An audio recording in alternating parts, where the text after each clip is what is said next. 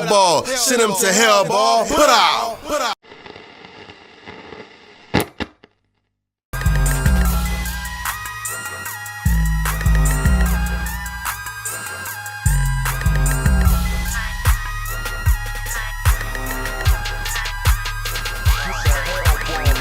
Ball cool with the Rappin and Sippin show, man. Man, it's good tonight. First, I got my dog. First of all, my dog. I ain't seen my dog in a minute, man. It's the hot topic. It's the hot topic. What it do, y'all? What it do? My co-host, man. It's on. It's been a minute. My dog. He finally came in the booth. Come fuck with his dog. But you know what goes on in the Rappin and Sippin show, man. We got a Northside, FlatCity, Lafayette, Louisiana legend up in here, man. The ball Big Rich, man. What up? Yeah. The man been doing this thing, bro. And I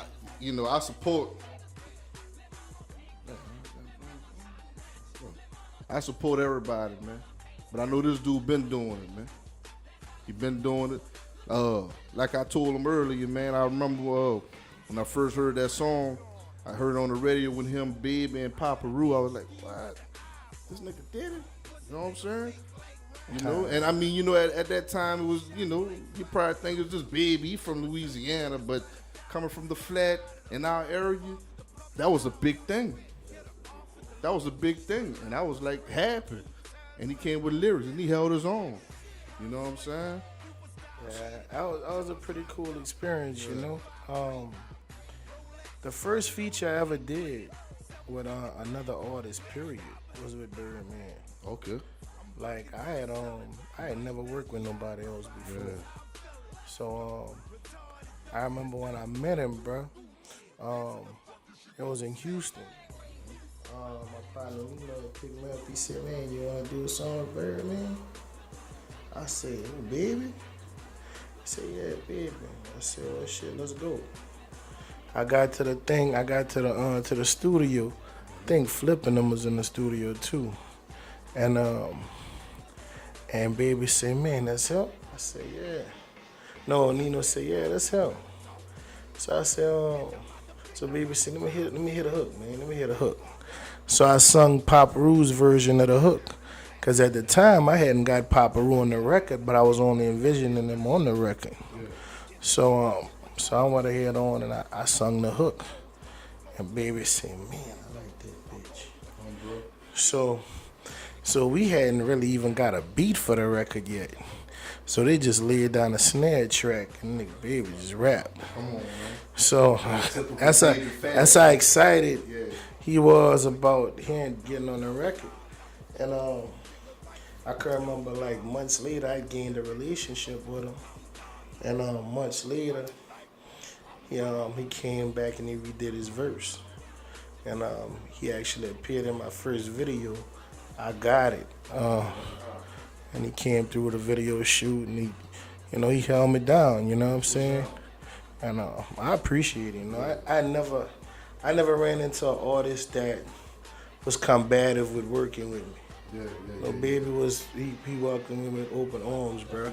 And he didn't know, I guess at the time, he didn't know that I hadn't worked with a lot of artists. Yeah. He just accepted me, you know what I'm saying? That's a good thing, because if you ain't know you, that means you ain't showing no nerve or nothing. You ain't did what you did. Yeah. No professionalism, you know what I'm saying? I mean, the excitement of being around Baby wasn't really that big of a thing to me. Yeah. True indeed, I respect everything he ever done, you know what I'm saying? And like the life, the people coming and embracing cats that was doing it and showing up and showing out. That was like an everyday thing for us. That wasn't something that we just saw some rappers do. We was actually living that. So it's. Hey, proud to remember me, but I remember you back in the gym. You know what I'm saying?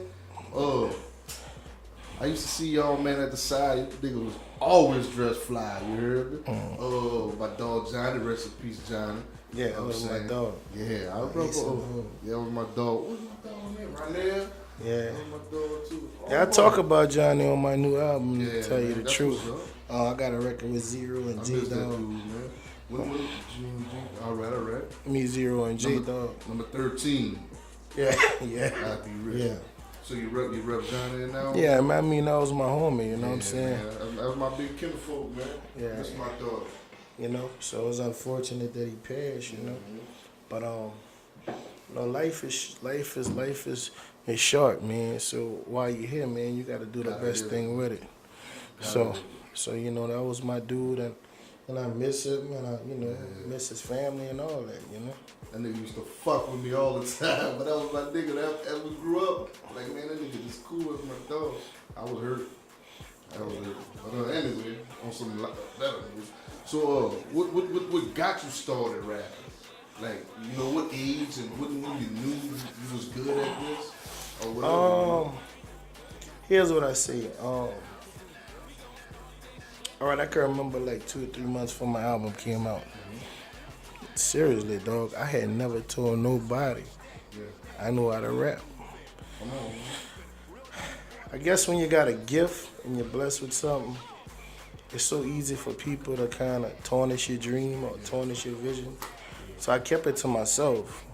It might have hurt me in a lot of ways, but I didn't let the discouragement set in from the opinion of other people. I just really kept it to myself. I completed my album silently. Then we broke out with the promo campaign. But I would say I picked it up about 98, 97, but I had been dabbling with it. Yeah, you know, rapping over niggas. Yeah, shit, but putting your own words in it, shit like that. But one day, one of my partners came visit me. I was living in Baton Rouge, and I was like, man, you know, I'm starting to do this rap stuff, bro. And he was like, man, you sure you got it? You sure you could do that? I said, yeah, bro. So at the time, when I was living in Baton Rouge, I had attended Southern, you know. And at the time, this whole freestyle stuff was big. Yeah.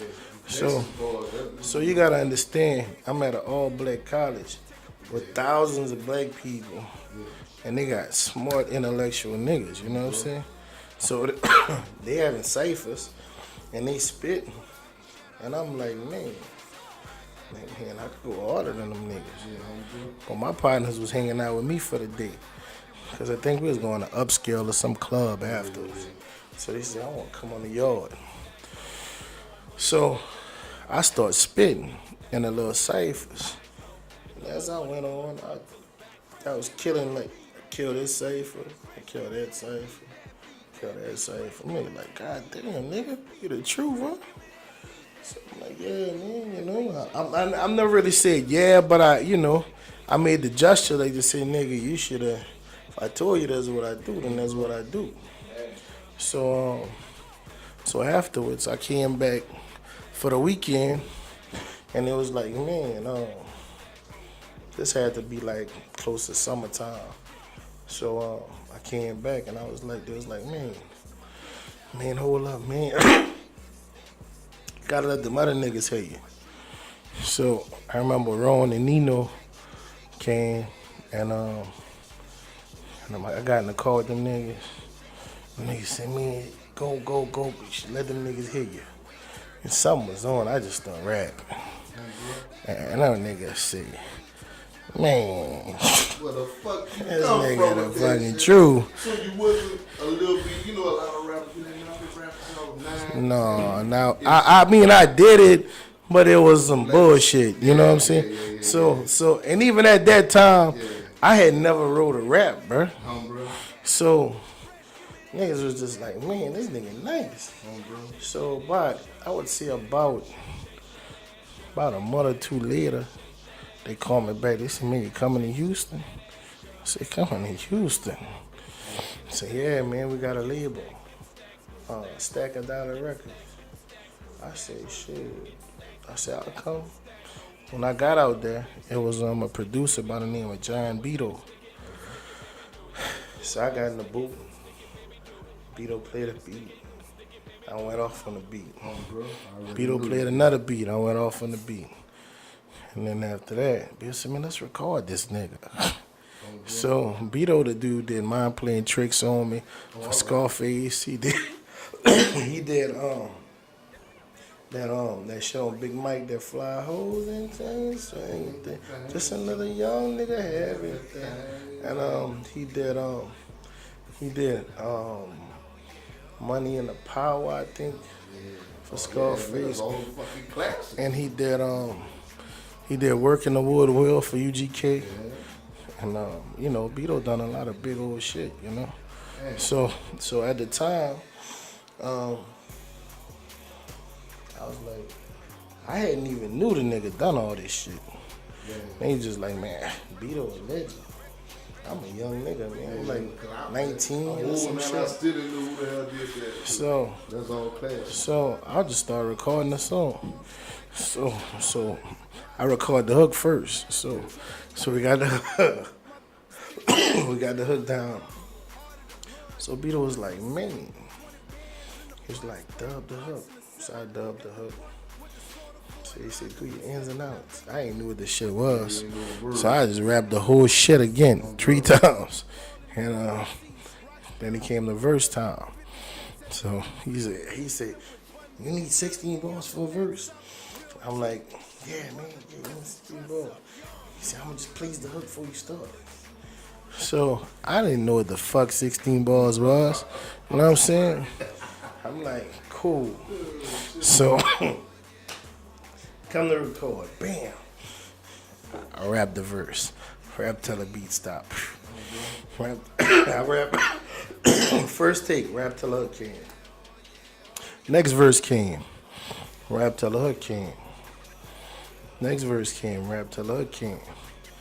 Came time to dub the vocals. I ain't remember none of the words. That's the hardest part, though. So he said, dub your vocals. I said, man, I already played. Let me hear it first. So I listen. So I start trying. He's like, but you don't know the words? I said, dog, I just done this shit off the top of my head. Nigga stopped the beat, the keyboard, the mixing board. And nigga said, come out the booth. Got out the booth. And nigga said, man, you ain't wrote that shit. I said, no, man. He said, so how you, when I said 16 bars, how you knew for 16 bars?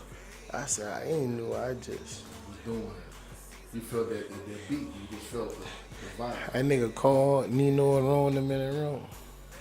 That nigga said, man, that nigga the truth. That nigga said, I'm gonna show you how to write 16 bars. He started doing 1, 2, 3, 1, 2.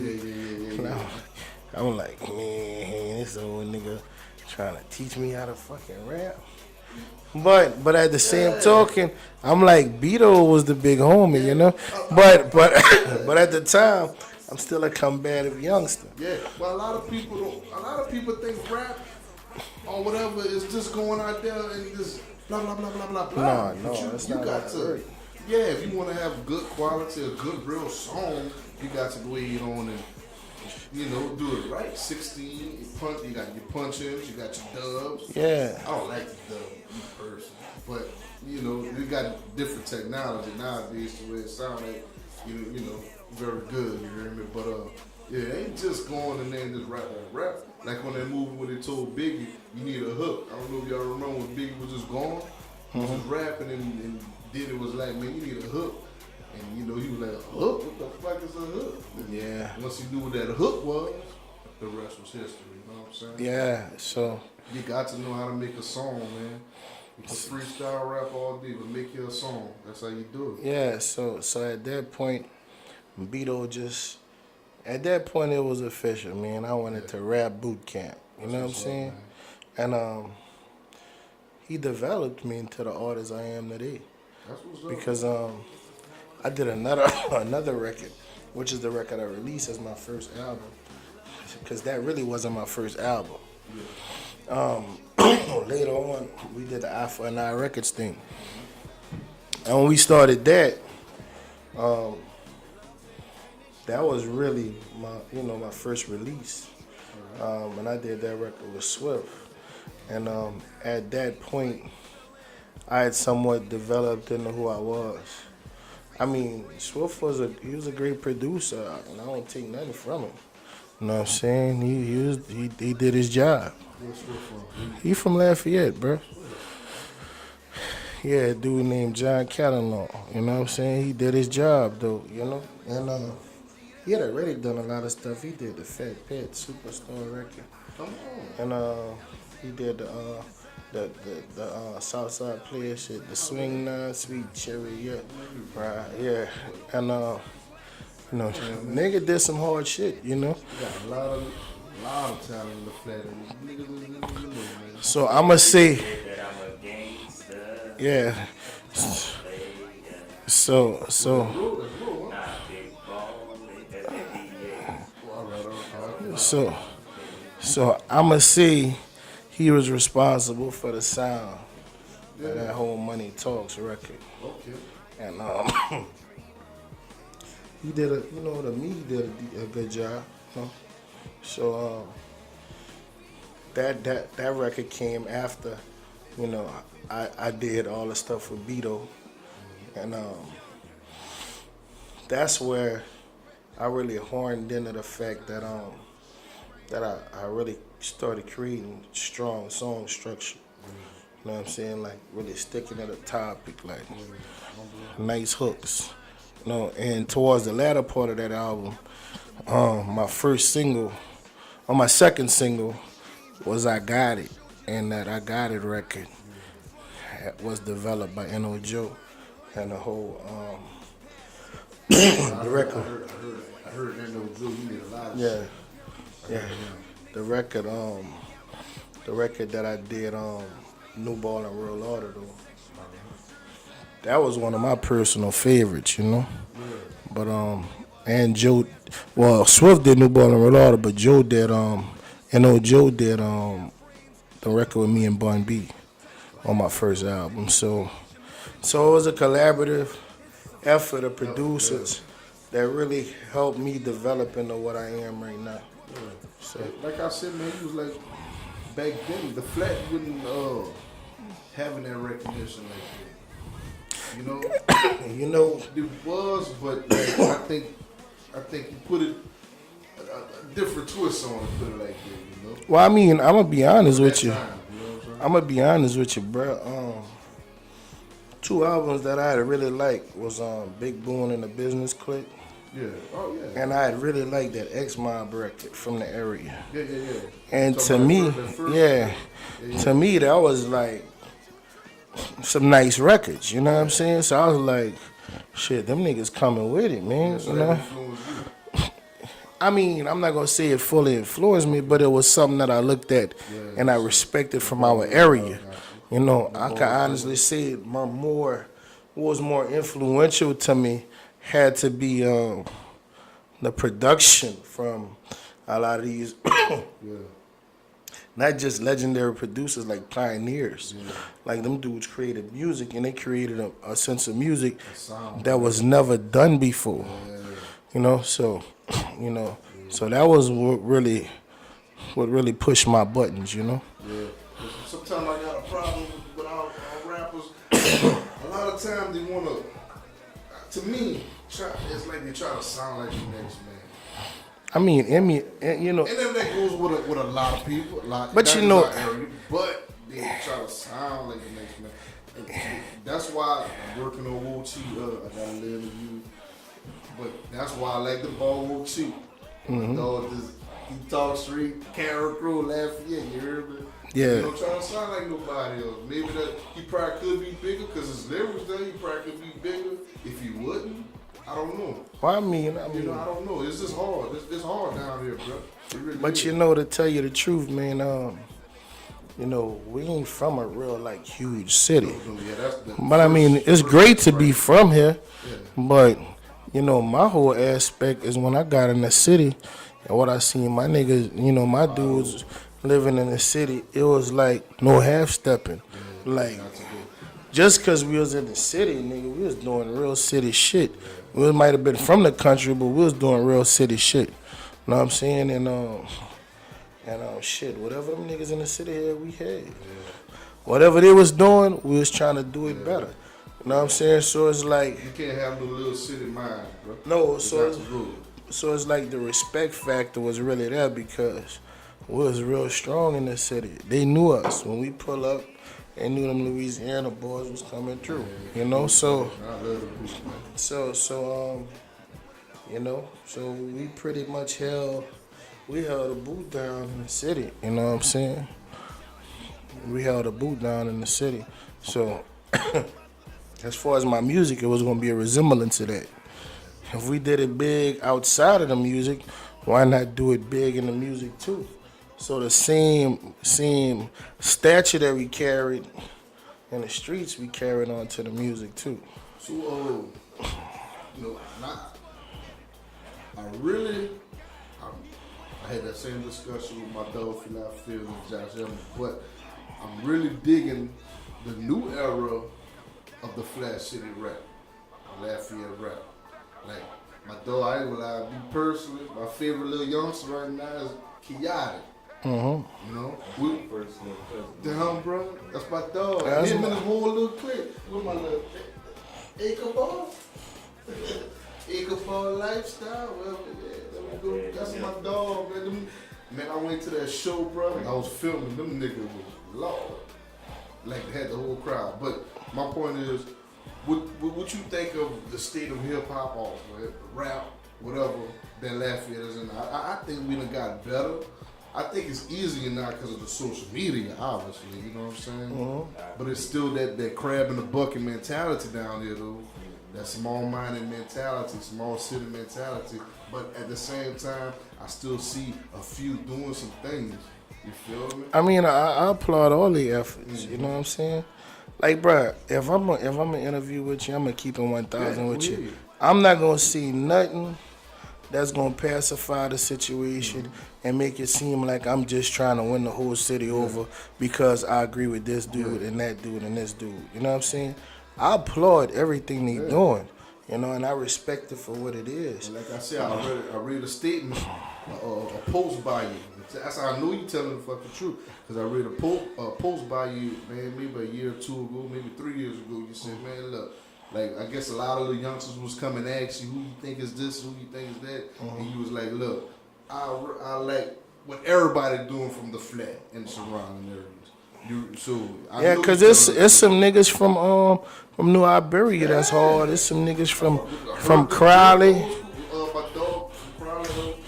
And some little niggas from Opelousas, You gotta come through. Abbeville. You know what I'm saying? Yeah, fuck You know, yeah. like, they When all- I see Lafayette, I said Arrowton. When I see Lafayette, I mean the whole. But you see, let me tell you something, bro. Here's what I got. You know what I'm saying? Here's what I got. I got that. You know, they support each other, true indeed. But man, when I first came out, it was like it wasn't even cool to be from here. That's what I'm saying. You know what I'm saying? Like it was like Lafayette, nigga, Lafayette. You know what I'm saying? But then when we bust down the door, we really bust it down. So it's like so when you hit them dudes and they get respect everywhere, shit, nigga, we fought to open that door for y'all, and that's the part. One of the first ones to do that. That's the part where I look at why niggas should embrace other niggas' music. Because, man, believe it or not, like Big Boo and them niggas had opened a part of the door. Vicious them and X Mob, they had opened a part of the door. So when I got in, it was like, like damn, man, them niggas. And then was already ready. Yeah, it was them niggas coming. You know what I'm saying?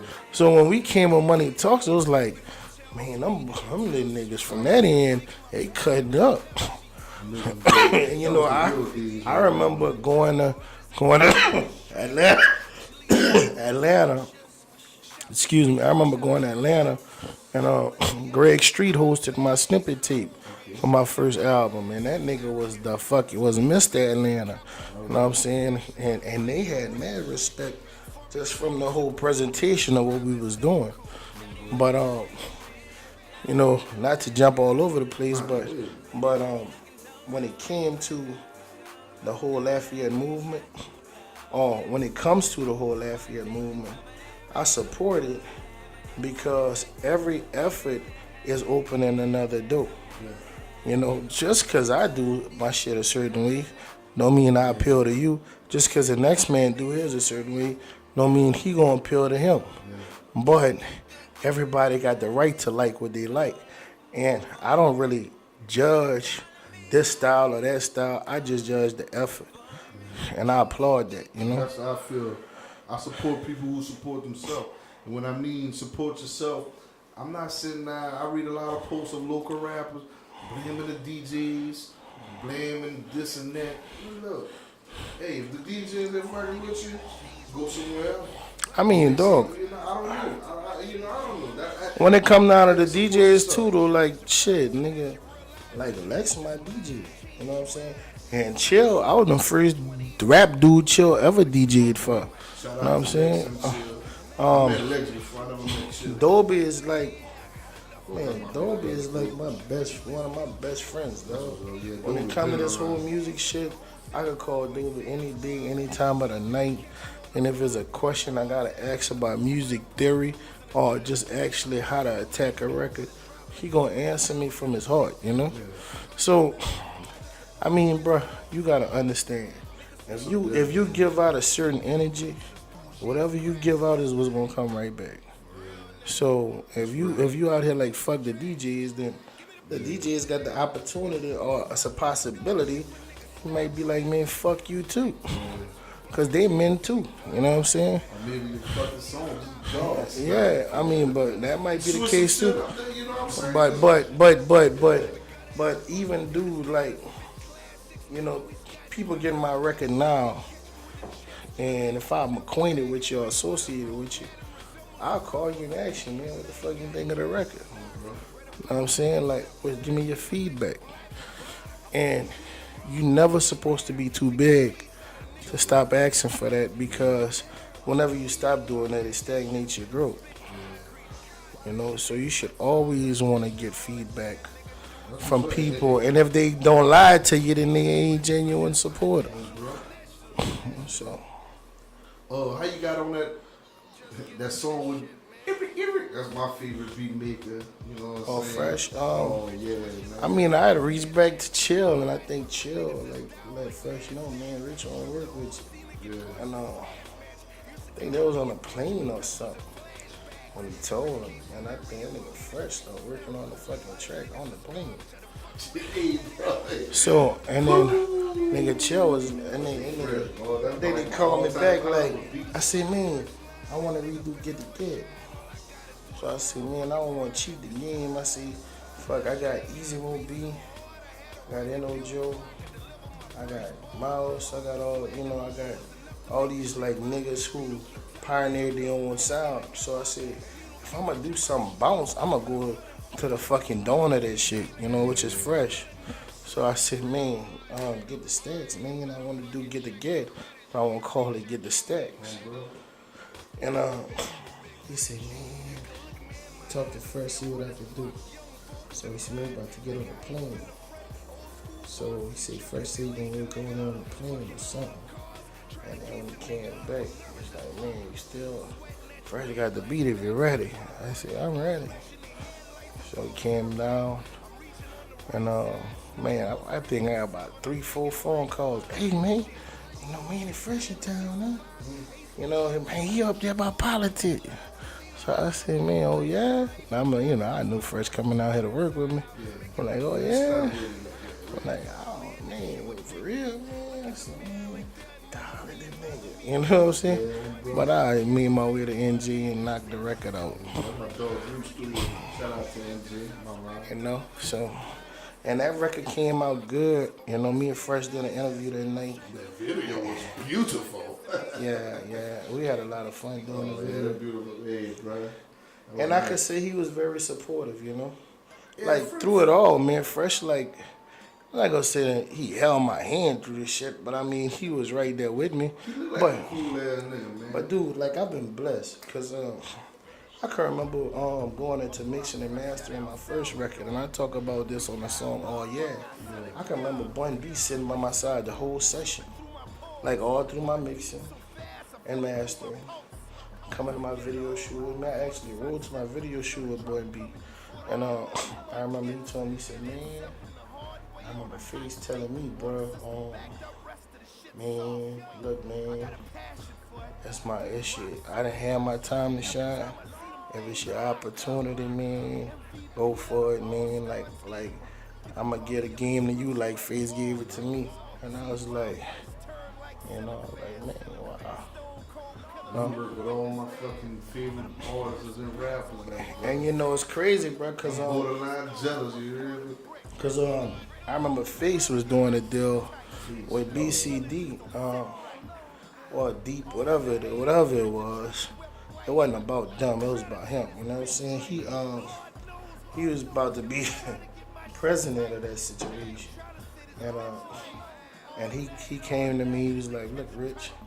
He was like, "Man, let me get I think I had done a record with Alpha, and I called it Green Picture." He said, "Man," he said, no, that was after that. So he came to me and was like, "Man, let me hit a record." So it was me and Beto together.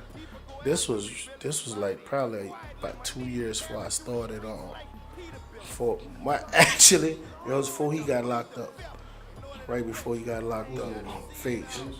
And he was like, man, man, I want you to be one of my first artists to come out on that. I used to go and, Face was like a mentor to me, so I used to go to that session, just sit in like a fly on the wall, and wherever I could dig in shit, I would dig in, you know what I'm saying? But he always would preach to me like, "Say, y'all, you know what I'm saying? This, that, man, I got this record, but I can't do it, but you could do it because you a little below the radar. So I got this record I want you to check out." But he was always like supportive. Yeah. Like the dude always, and the dude, like Super Nick, dude follow me on Instagram. Like dude is very supportive. Like, so, and I would have to say, when it came down to the lineage of what he's doing, I'm probably one of the only artists to directly work with the exact line of producers that he used, and start off with the same person he started off with, which is Beto. I mean, he believed in you for real. I mean, it's just like the lineage of it. You know what I'm saying? You gotta understand the people that brought me in is the same people exactly that brought him in. Yeah. With the exception of like Jay Prince, or I never was with Rap a lot on that. Yeah. But the same people who developed him as an artist, the same people who developed me. Actually, the same guy who did A Rich Struggle, the bulk of it is the same guy who did Deeply Rooted, the new Scarface album. So, you know I jammed it. So yeah. So he when he had that situation, he brought me in, and he actually brought my record to Derek Diggs at the time. I think he was doing marketing promotion for Deep Records, and man, they was kind of astounded by the record, and which it was a classic. It just never had got released, but he had a big influence on everything I did too, and I salute him, bro, and I appreciate everything he done. Like with real talk, I mean, man, everybody that had the influence. I could say somebody influenced me, like just from listening, but everybody that influenced you actually interacted with them guys. Man. Oh yeah, man. And that's real. That's like, that's a blessing. I remember the time when me and Devin, when we did the record No Sticks and Seeds. Devin the dude? Man, we was getting high, bro, and we fucking smoked a blunt. Man, another one of my favorites. And threw the lit blunt in the trash. We was so high. Whole fucking trash caught on fire. I mean, so I'm saying that to see, I really connected with these niggas. That's what I'm saying. I wasn't like a nigga who saw him one time. Yeah. And nothing about my situation was like forced. Yeah. Everything was all genuine. You know what I'm saying? That's real, man. That's real. And you from the north side too, man, huh? Yeah, VZ, bro. You heard me? Hey, that shit is real, you heard me? Yeah. You know what I'm saying? I straight up salute Big Rich. Yo, Yo, man, look. This look, straight up, man. I salute this dude, man. Real talk, man. You know, like, bro, let me tell you, Proud of that bro. nigga, man. When I first came out, I caught a lot of fucking dog. I caught so much heat. It was like, man, this, yeah. Nigga, man, I'm dealing with probably the most thorough niggas at the time in the streets that probably ever lived out there. You know what I'm saying? Yeah. So they were you know, they had a big influence of what I was doing. And you know, bro, just being a dude that shot marbles, you know, with a bunch of them cats and went to MP Moss and all that shit. Like, man, come on, man. Like, I really was here. You know what I'm saying? I really played my part. And my thing of it is that I didn't feel like hating on niggas was the thing to do. So you can't. You one of the real ones. I mean, man. you could say my name, but you can't find a situation where I stole from a nigga, took from a nigga, drag a nigga name, all kind of wish ways. I just honestly, I respected everything I went through. And dog, I remember those times where I would sit down outside with the junkies, nigga, on the milk cart, the milk crates, you know what I'm saying? And talk to the niggas for hours, bro, but I wouldn't treat them niggas like they wasn't no regular niggas. You know what I'm saying? So You can learn a lot from a junkie. yeah, so I Real mean, talk, 'cause and they I'm been not, through something. and a lot of them dudes had their shit together at a time, you know. So I never frowned upon nobody, bro, and I caught a lot of hate. But I mean, you know, eventually I had to just keep pushing, and then people got to the point where I was like, man, you know what, we fuck with dude. Cause one thing they could say, bro, if my job is to rap, I'm gonna try to do my job to the best of my abilities. And if you listen to my catalog of music, I never cheated the people that supported me. I can't recall a wax song on none of my records. You know what I'm saying? I had the stamp on every one of them. How you got in that song with Kevin Gates, man? How you reached out to him? Or I was whatever? fucking with Mr. at the time. Mr. King? Yeah, Mr. My little partner. Mr. and Pimp, and they called me. They was like, Rich, man, Gates down here if you want to fuck with him on the record.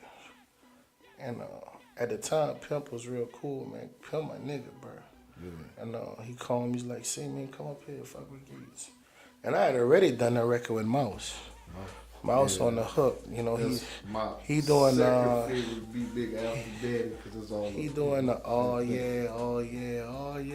He doing that, but I'm doing the hook. He just doing that part. But Mouse did the beat with N.o.Joe, and you gotta understand, bro. Out of all of the stuff Joe did, man, N.o.Joe did. I'm gonna tell you the albums he did. He did The Diary for Scarface. Come on. He did a lot of The Untouchable for Scarface. All my favorites. He did Riding Dirty for UGK. My favorites, man. He did Something Serious for Big Mike. He did Cruising for D'Angelo. He did some on the LL Cool J record. Man, He did all the way to New York City. He did he did record on the Easy Sugar Hill records. He did Devin the Dude first record. Man, the nigga. He did the Deeply Rooted. Yeah. So Joe like me some of the biggest shit ever. Like ever, my nigga. Well, I know I've been heard his name. I know he was big time, dude. Yeah, he did the Dirty Money for UG. He did all them UGK records from Riding Dirty on up. That was Joe. Yeah, that's what's up, man. So to do the record with Joe, you know what I'm saying, and Mouse together was like, Joe is from Louisiana. Yeah. You know what I'm saying? He's N.o.Joe. That's crazy. And then Mouse is from Louisiana, so that connection, man, was like the old with the new.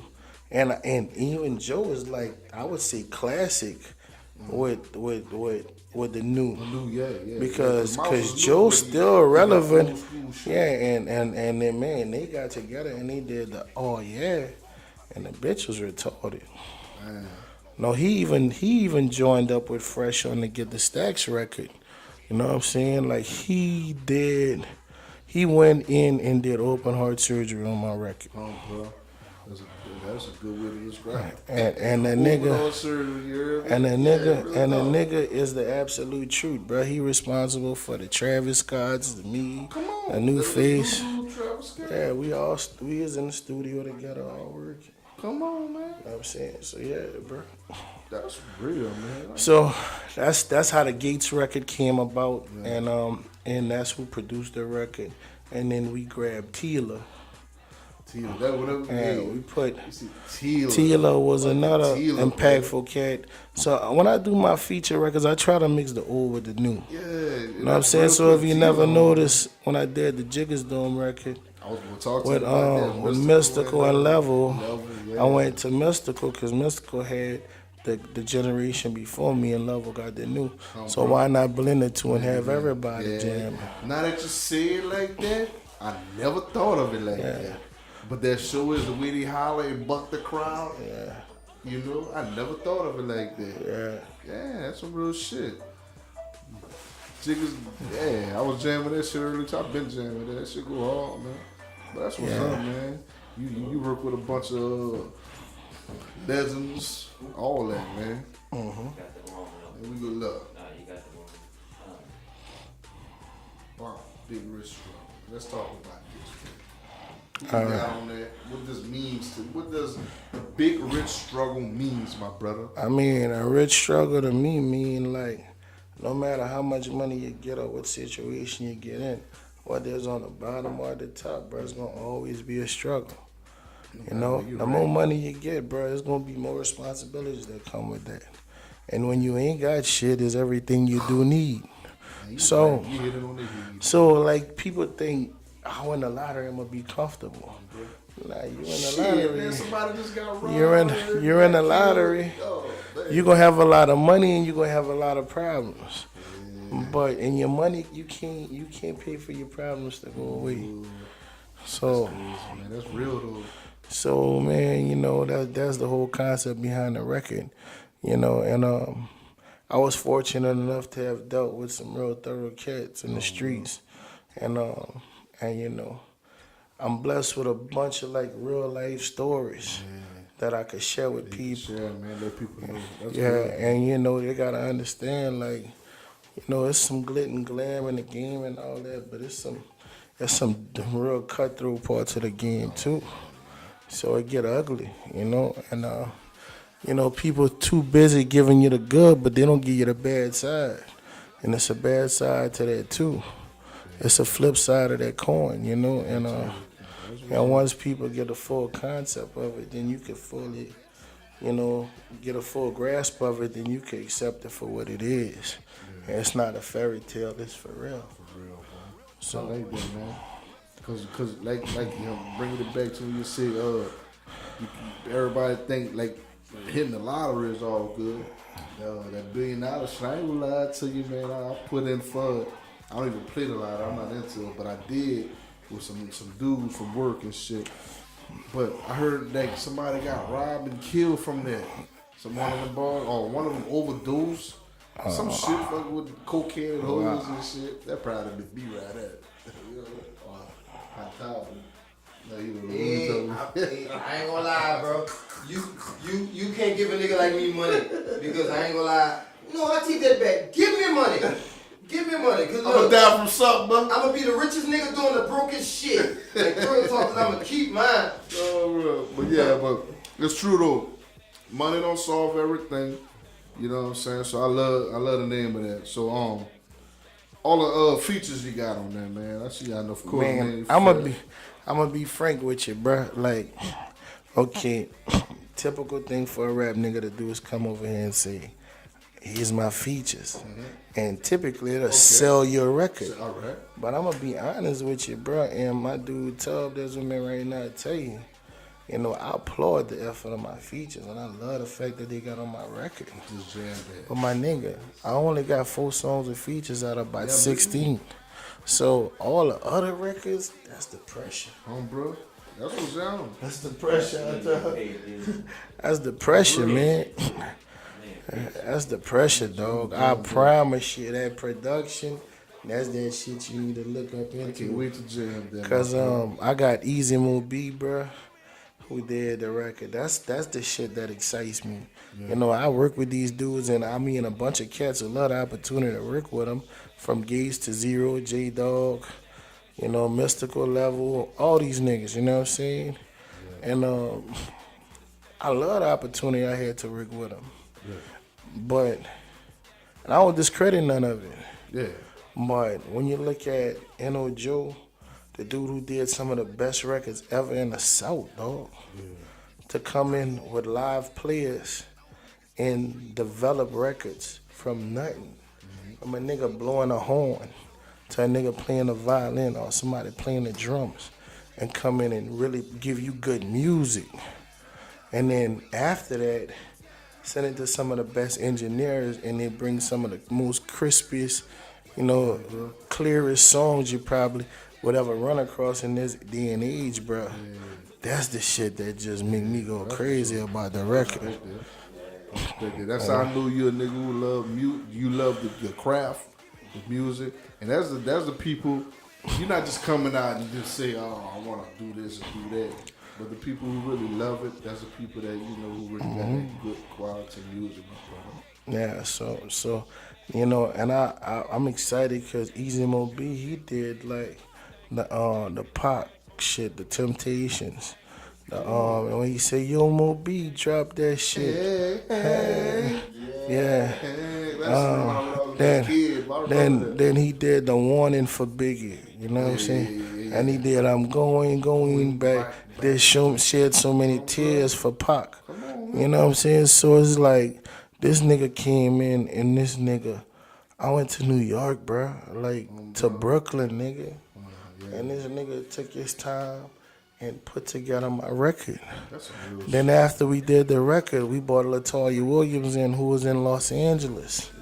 And she sung the hooks on the record, like, you know, like, man, that's some uncommon shit. You know what I'm saying? So and then you take the shit N.o.Joe done, like the Yappa song or the Formula Fair record, like, and you know, Mr. Fat, he did a part of the Mr. Formula Fair mixed with N.o.Joe, you know what I'm saying? And he brought some live players in, and you know, they collaborated, and bruh, the shit just, you know, and I can't take nothing away, because there's another little nigga who really sparked the fuck out of me. A little dude named Seti B. And Shug. Them two, bro, them niggas is the niggas, I'm not gonna even lie to you, bro. Them niggas is the niggas that say, Rich, you gotta give them another album.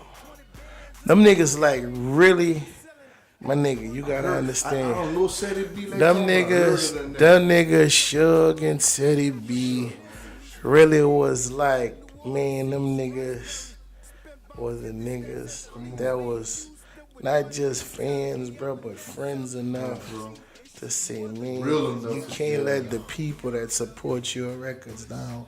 You gotta do another album. And I'll be like, man, fuck do rap shit. Yeah, man, I'm getting money. I'm getting fucking money. Fuck rap. And them niggas like, man, come on. Fans, man. Please, man, we need another record. One thing I'm happy you did. And them niggas rode my fucking tail till this album came out. Them niggas is the motherfuckers that keep pushing. When my battery is low and my shit beeping, them niggas keep pushing. And I appreciate them niggas, man. Like, man, I'm glad. Shout out to Seti B and who should. Yeah. For bucking this nigga to give us another album, man. Yeah, I'm about to jam this and I'm happy y'all buck him. So them niggas, man. And you know, bro, you know, and he did the Jiggers doing with N.o.Joe. That they did that together. Come on, man. Yeah, Seti B had a big part in that shit. Man, Set It beat. Honestly, Joe just cleaned that shit up. Set It beat him. Really got up in that bitch and beat them drums up. I heard this. I heard what said it. Man. So I think I met him before, but I heard of him. Heard good things about him. Yeah, man. But man, you know, that's the shit that excites me. No, true indeed, I got the zeros and all them niggas and bruh, trust me, every nigga on my record, it's a story behind that shit. You know what I'm saying? But you know, hey, bro, the production of this record is something that won't only come around a few times in life. Yeah. So if you get the opportunity to get your hands on the record, take some time out to really listen to it, put it on whatever system, because it got shit that pop out of here and there, because it's been engineered to the T and it's been fully produced. So by, like I said, by like some of the biggest, some pioneers in the game, bro. You know, so. Well, you know what I'm saying? Man, look, bro, I just want to, you just don't even know how you made me feel. When I called you or I inboxed you, and I called you after that, and then when you called me today, and you said, man, let's do that today, bro. I just want to deeply take my time out to tell you thank you, homie. Man, that's all good. And man. I really appreciate it. You know what I'm saying? This is the Rappin' and Sippin' show.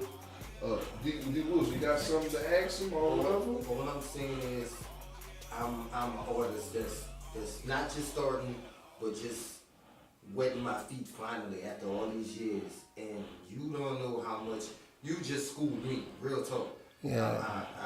I don't mean to disrespect.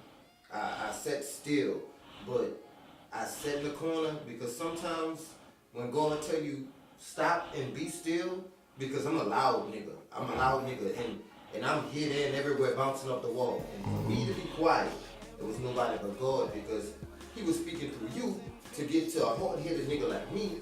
Because I'm like, if you could do what you do, man, anybody anything could is do it. possible. And when you recognize the traps that the devil set for you in the darkness, you avoid the fake niggas and cling to the great niggas. Yeah. And in my eyes, and I got 4 of them, you one of the greats. And I want to salute you, real talk. Man, it's all good, because bro. look, bro, I just came from my PO before it turned dark. I'm in the PO office, and shout out to my PO with your fine ass. Cause on the real nigga shit, my PO fine as fuck. And if you give me the chance to put that dick on you, I'm gonna put the dick on you, and I'm gonna eat you to if I gotta get out of trouble. But anyway, y'all fucking shit out of my PO. I'm a hood nigga, but I'm a good nigga. But look, real nigga shit. Oh, boy. Real nigga shit, bro. You had me right there almost in tears because I'm like, I almost didn't make it here because when the devil know you're about to do great things, he gon', oh man, the truck not working, you ain't got no gas, or you don't get paid till tomorrow, or this nigga trying to kill you and you can't do this. It's always an excuse, but I'm like, this music, man, I'm ready to die for this motherfucking shit because it's all I'm good at. And you inspired me to go out there and get it. Fucking excuse. Yeah. Because, I mean, we look at people on TV and we like, oh, fuck them niggas. But why you saying fuck them niggas? Because you can't get to them niggas. And you, with all, I'm not going to say my idols because I have no idol because I'm a God-fearing man. I have no idols. I don't mean no disrespect to nobody, but I have a lot of people I admire. And you are one of my new admirers, for real, for real. Man, I and I just want to say straight up, look, I salute you, and I support you, straight up. And I'm a That's damn love, guy. dog. That was beautiful. Straight up, because I'm a real nigga. I'm a real nigga with glasses, but fuck it. I need glasses. Yeah. You know, what bruh. I'm saying? Hey, This nigga been my idol. I ain't gonna lie to you. Whether he know it or not, I've been around. And you know, this was quiet as kept, you know, chilling in the cut. And I've been proud of this nigga. I'm proud of him. I'm proud of everybody under him to go in on and try to do what he did. And I never knew it was that deep. I mean, I bro, never knew it was that deep. you know, bro, you know, I'm gonna be honest, bro. Like the reason why, but trust me, I had my moments, dog. Of course. Where to work so hard and to finally get just somebody saying I appreciate you, man, fucking broke me down, my nigga. Cause if you only knew how much blood, sweat, and tears that went on into this shit is different. Like I remember being to the BET Awards, and it was me, N.o.Joe, Sleepy Brother, the producer named Caviar. He do exhibit shit. My partner Patty, we was in like downtown, we was in Hollywood, and man, dude, I played this album, and like I played like 4 songs off the album, and man, them niggas stopped.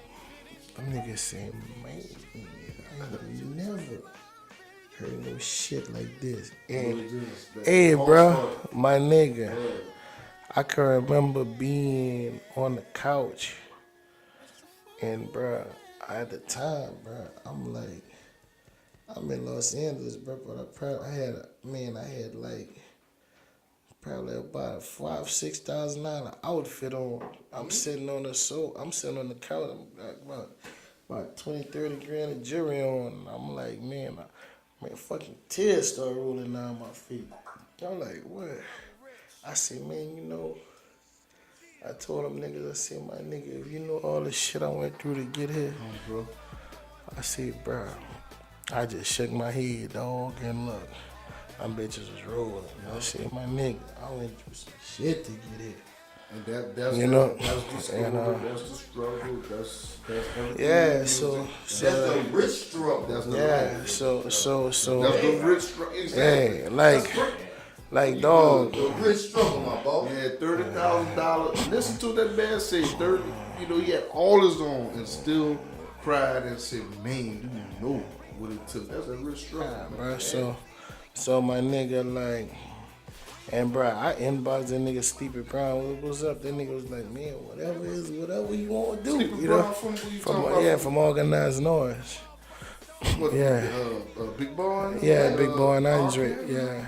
So man, like that to do with it, you hear? So like, bro, I had my moments, bro. Yeah. One of the best. When it was fucking. Yeah, man. I know. When it was hard, bro. I know. It's like that's how you want to describe him, bro. Yeah.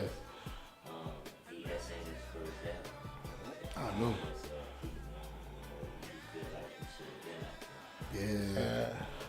Man, I had niggas calling from the feds, bro. Like, yeah, but like them niggas called me like, nah, I'm in tears, nigga, cause that nigga say, man, how you was supposed to be where Jeezy the man, like, and I'm like, them niggas. I say, bro, it's all gonna work out in the end. You know what I'm saying? You're like, supposed to be wherever you're supposed to be. Yeah, bro, but hey, bro, you gotta understand, bro. I mean, that number 4, that's a part of what he's saying. Like, you ain't miss me, yeah. I'm gonna listen to it good. You just heard it, but I'm gonna really sit down and jam it. But number 16 is the name of the title of the song. Yeah, a real struggle. I see. I read. Yeah, so everything that I discussed with you on this interview, bro, like, I sure hope people get a chance to see this whole interview. And whenever you do the commercials, I hope you commercialize the fact, I'm not going to say commercialize it, but you spotlight the fact of me saying, I hope people get the opportunity to listen to this whole interview because people got to know your story. Yeah. Like, man, I lost a lot of my niggas to incarceration. And I'm not talking about just like no petty shit. I'm talking about, like, and it's a story behind all this shit. And like he said, bro, sometimes when God got his hand on you and he giving you grace and favor, he allow you to make it through stuff that the common person wouldn't make it through. Cause how many people could have done my first record and not blow when you knew like you had every single thing in place to blow, and then come back to being a regular nigga. Yeah. Cause some niggas got hoop dreams, bro, and them niggas fail at hooping, and guess what them niggas do? They go crazy. Yeah. You know what I'm saying? So I saw you a couple of years ago at Philadelphia Church. You were sitting in the back. I shook your hand. I know you probably, I know you probably remember all that. But I got that memory. That's how regularly you come back to the flat, Philadelphia. Yeah. But Just chill, with all due respect, can I say something right quick? what's that? You mentioned regular. Nothing is regular about you. Now I want you to understand this right quick. Nothing regular about you because your existence was intended to be a great person. Just because you're a great person. That's what God did. But God got something called the curse of captivity. And that is sometimes when you're not like he take you out your comfort zone and put you in a secluded area to get your attention. You said, somebody said you should have been with Jeezy at. Me, with God speaking to me, with all due respect, God needed you to just be more seasoned at the time. Yeah. That don't mean that you Yeah, cause I'm gonna tell you something, bro. Man, when you look at my real story, I had like Gray's success at such a young age, bro. To where if I would have made it then, I probably wouldn't even be here. You know what I'm saying? Like if you only knew what was around me, bro. You feel me? Like, man, this shit around me was just so like wow, bro. To where if I would have made it then and just got $1 million, dog, I probably would have been, I probably would have been good, but I probably would have been, but I was young and I had some growing up to do. So if I blew now, I'm ready for the success because I had an opportunity to know what it's like. To have to humble myself. And, I hear a lot of niggas say, man, I'm the coldest nigga in the streets. And, I'm that rapper. Nigga, I got balls. Nigga, I do this. Nigga, I got more hustle than all you niggas. And, but let me tell you, though, you all this and that till you fail. Yeah. You're like, you know what it feel like to fail, nigga? And arrogance turns to aggravation. You know what I'm saying? Like, and then when you fail, like when you fail, you still rap after you fail. You know what I'm saying? Like, yeah, but when you pace yourself, you gotta know that, like, man, Rich dropped Jigga's Doing and no album. Jigga's Doing, he dropped this record. But I've only paced myself because it's never a day I haven't been played on the radio here. Not one day, dog. I've been played on the radio for the last 2-3 years every day, bro. Wow. You know what I'm saying? And niggas talking about, man, this one there. Nigga, they all done came and went. I'm still here, bro. You know? Not only that you still young, man, you an inspiration. Like I said, making real music, though. Yeah, making real music, like you say. And like I said, youngsters don't understand that your arrogance turns to aggravation because you talk about the now, like Big Rich say, you ain't never fell on your ass and bounced back. Now when you fall on your ass and you bounce back and you come back to greatness, then you fuck with a nigga. Straight up. And I drink to that because Big Rich, you real. And fuck who hating. Straight up. But yeah, we gonna wrap that up. Shout out to my dog, Mr. Hot Topic. Already. You know it's real. But like I was saying, man, shout out to the boy Big Rich, man. I deeply appreciate it. Man, we were supposed to do 20, 30 minutes, but we a little over an hour. That means you was very interesting, my brother. And I appreciate it, man. Yeah. Any last words, anything you got coming up, go ahead on. Man, I got a new record that I'm wrapping up now called Discernment. Okay. And man, it's every bit of the definition. I'd like to see your thing And it. Yeah. Hold up, you spitting on that too? No.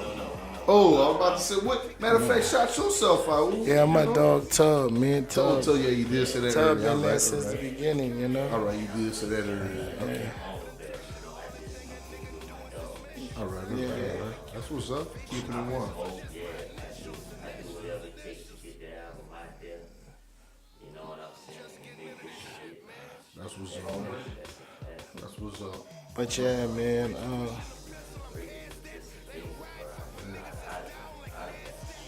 Oh, I really believe me. I do. So Discernment is the next record in the Rich Struggle 4 album. See what people getting right now is like somewhat of, I'm not gonna say an EP because it's an album, but you get Rich and Struggle on the full album. One disc is Rich and the other disc is Struggle. So Now for those that been sleeping under a rock, that don't know what the definition of discernment means, can you break it down for them? And you got, hey, I must have been sleeping under a rock. You know what I'm saying? Some people sleep under a rock. Thank you, my nigga. discernment is the ability to identify your surroundings and create a sense of awareness when nothing is ever said or vocally or verbally discussed openly. It's just an inward feeling where you're able to separate what's healthy from what's unhealthy and put yourself in a place where you're safe, bro. Wow. In simple terminology. Yeah, he still got it. Just keep in game, you know. Yeah, Between right. the lines, Yeah. you know, that's basically what the son did. And no regular person could do that. Nobody regular could do that. Yeah. Nobody. So So- right now, you just separated yourself from all the submissive program clones. Big Rich the truth, man. Real talk. Real talk. Like you said, they're the ones that been sleeping under a rock. The terminology we use is peak game. Yeah. That's part Once you of say that, my brain went. Yeah, peak game. Yeah. I mean, I'm not trying to, get over your head, but No. but I really I'm just wanted to talking- give I'm y'all a just full talking description. But if you could teach I like to somebody, have a little you could teach comedy, them. so Yeah. let people laugh too while they can get to, the knowledge. That's what we do. But yeah, man, and even in the spiritual aspect, God will give you a sense of discernment to know what's right, what's not right, But I just make it life applicable, bro. So that's something niggas need to. That's some shit that could keep you alive, So Very much. so I'm just trying to breathe life in them, bro. And all right. How can they get in touch with you, big brother? I mean, they got my Instagram and all that on the CD. So Okay, so everything. yeah, official Big Rich. At official. Follow you on the gram. At official Big I Rich. got you on the Facebook by your government. Yeah, that's cool too though, That's all good. cause the number on there for booking too on the number on there for CD. what? For booking, right. booking shows. Yeah. Shows, man. And, And shows. yeah. Yeah, man. That's what I'm talking about. It's all about us, man. Well, like I said, man, we gonna wrap it up. My dog came through. This pride, look. Yeah, I enjoyed this shit, man. He gave me number knowledge. He showed me. He also made me go back and think about some shit back in the gap. Give me some real shit. So this is the Rappin' and Sippin' show.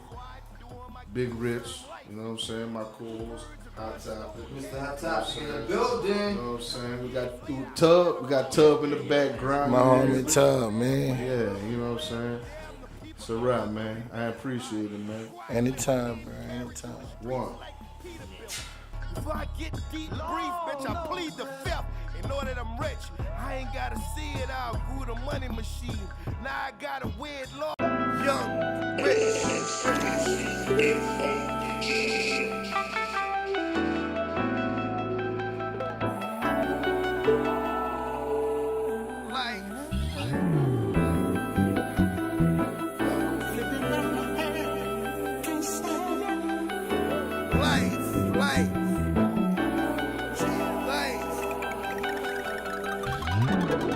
time for shades, the only way I'm seeing.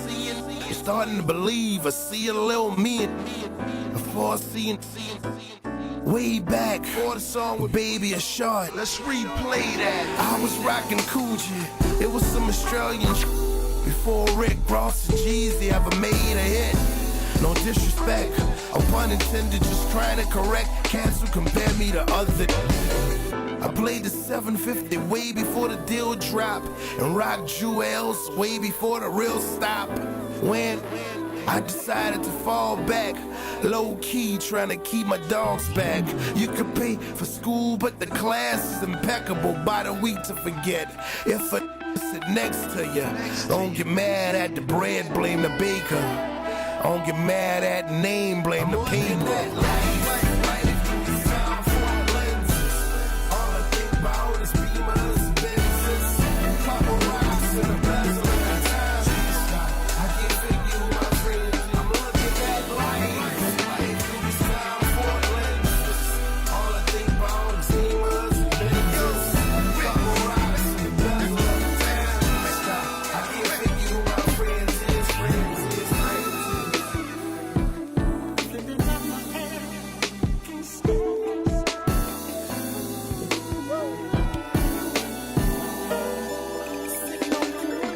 I'm acting bad on the slab, gripping on that wood, floating down MLK, blowing this good, fresh out of Johnny. PS1s in a white, a payment plan. You know the Glock is handy, cause the drop is candy, so how to make them stop and fan me is rich. I'm known to spit crisp, known to pitch bricks, sitting on chrome in a sick whip. I've been scarred since birth, go so hard it hurts, with baking soda, Pyrex jars and work. Likewise, keep chickens by the cases like Popeyes, or still park the fleet with lack counterclockwise. I'm trying to say that I get mine in a different way, keep the boot straight, but I get mine in a different state. Stop light, counting money, go on ahead, look at him, fans staring at me like they wanna throw the bug at it, buck at it.